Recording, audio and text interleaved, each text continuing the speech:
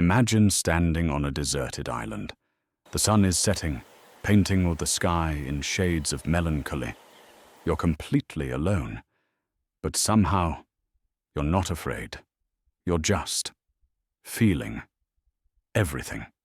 But what you don't know is the incredible story behind this Grammy-winning masterpiece and the profound thoughts that shaped its creation.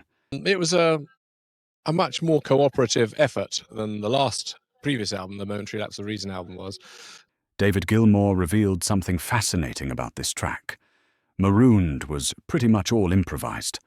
I probably took 3 or 4 passes at it and took the best bits out of each. Think about that for a moment. One of Pink Floyd's most emotionally powerful pieces was born from pure spontaneity, captured in those magical moments when music flows directly from the soul. The significant thing is that it's a band working rather than individuals bringing songs in. This wasn't just any recording session. Gilmour was working aboard the Astoria, his floating studio on the Thames. As he described it, the Astoria is a wonderful place to work. You're floating on the Thames, and you can see the river life going by.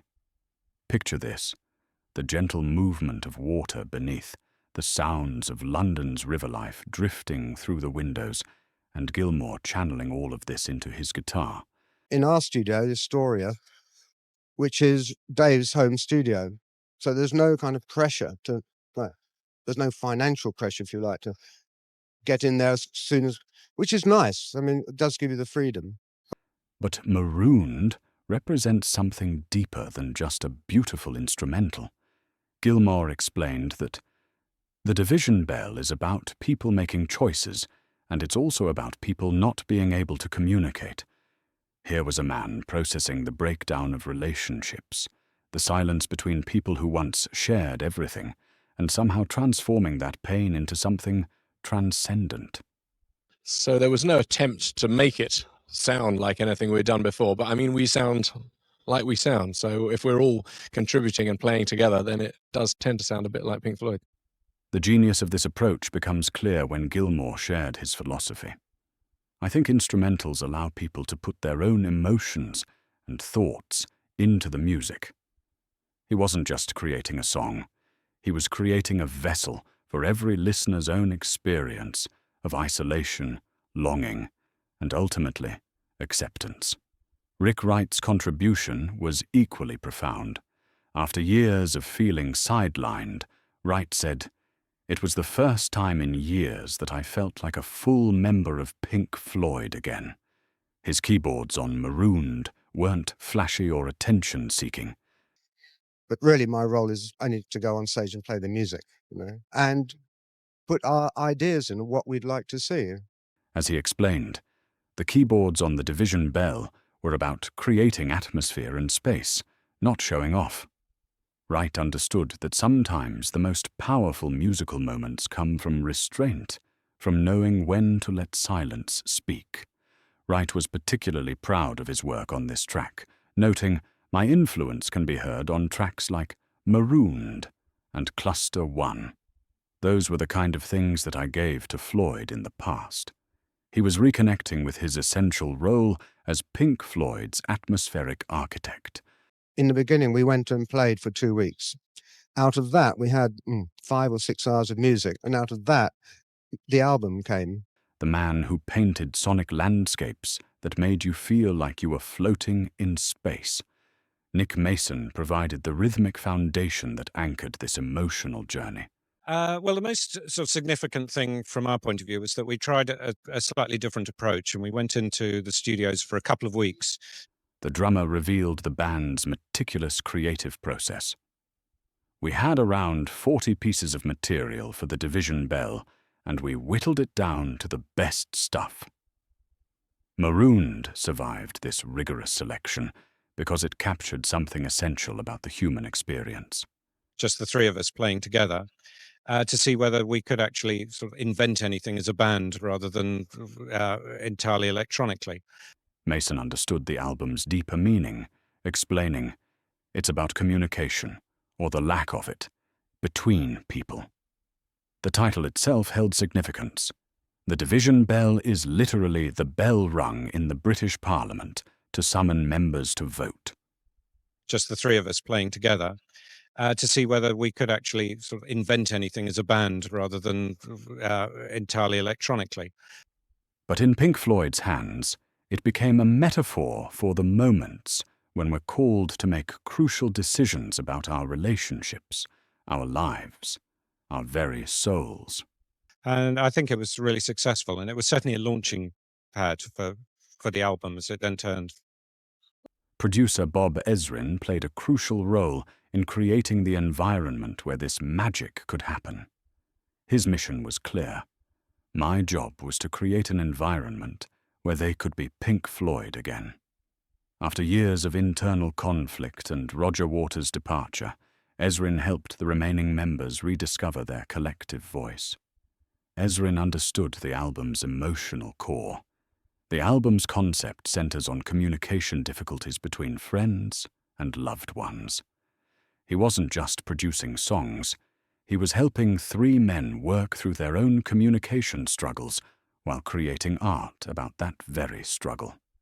The band's intention was beautifully articulated by Gilmour.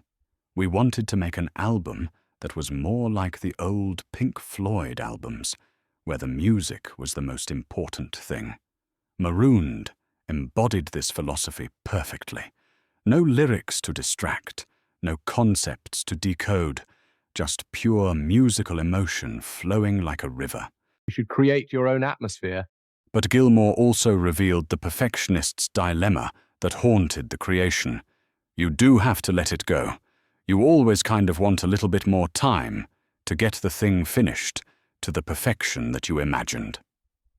Sometimes the most perfect art comes from accepting imperfection, from capturing the moment before overthinking destroys its magic. It's very much the way we all started. And so it was really, it's old-fashioned in so much as it's a return to a style of working, but I don't think the music necessarily is any older-fashioned for that. Critics recognized something special in this track. Rolling Stone's Tom Graves noted, Gilmour's guitar work on the division bell shows his continued mastery of melodic expression. AllMusic went deeper, observing, Marooned stands as one of the album's most emotionally resonant pieces, showcasing Gilmour's ability to convey deep feeling through instrumental performance. Perhaps Guitar World captured it best. The track demonstrates Gilmour's mastery of space and silence, proving that what you don't play can be as powerful as what you do. This is the essence of Marooned. It's not about technical virtuosity or complex arrangements. It's about the spaces between the notes, the emotions that live in silence, the feelings that can only be expressed when words fail. Rick Wright, looking back, had mixed feelings about the album's direction. I think we could have gone further towards making a Floyd album as we used to. More thematic, with all the music having a logical link. Yet Marooned achieved something perhaps more valuable. It created a direct emotional connection that transcended conceptual frameworks. The song's impact goes beyond its Grammy win for Best Rock Instrumental Performance. It represents a moment when three musicians, dealing with their own communication breakdowns, created something that speaks to anyone who's ever felt truly alone. It's the sound of acceptance, of finding peace in solitude, of discovering that sometimes being marooned isn't about being lost. It's about being found. When you listen to Marooned today, you're not just hearing a guitar, keyboards and drums. You're hearing the sound of the Thames flowing beneath the Astoria, the weight of unspoken words between old friends, and the profound beauty that emerges when we stop trying to communicate with words and start communicating with pure emotion. This is why Marooned continues to resonate decades later.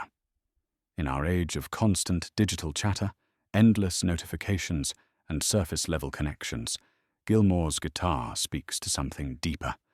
That moment when all the noise falls away and you're left with just feeling.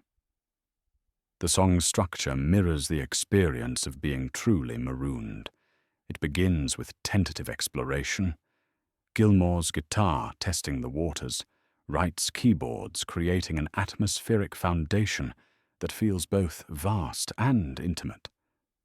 There's no rush, no urgency to fill every moment with sound.